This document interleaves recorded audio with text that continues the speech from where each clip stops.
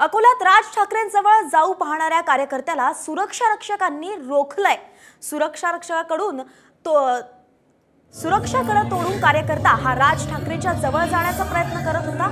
अकोल्याच्या शुभमंगल कार्यालयातील हा प्रकार आहे। कार्यकर्त्याला सुरक्षा रक्षकांनी बाहेर काढलं। सुरक्षा रक्षकाने कार्यकर्त्यांची गचंडी पकडत थेट त्याला बाहेर काढले।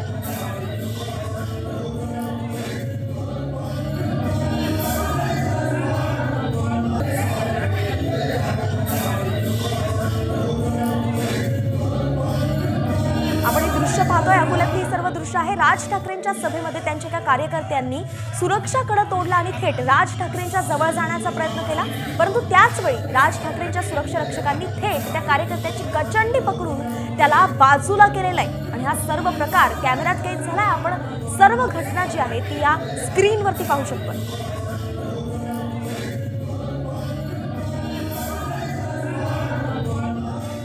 यानंतर बातमी आहे जयंत पाटलांसंदर्भातली।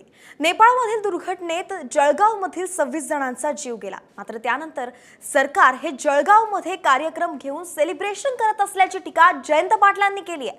सरकारला चाड असती तर सरकारने कार्यक्रम रद्द करायला हवा होता, असंही जयंत पाटील म्हणाले। 27 जणांचा मृत्यू झाला एका बस अपघातात नेपाळमध्ये, आणि सरकार सेलिब्रेशन करायला तिथे जात आहे। याच्यासारखं दुसरं दुर्दैव नाही।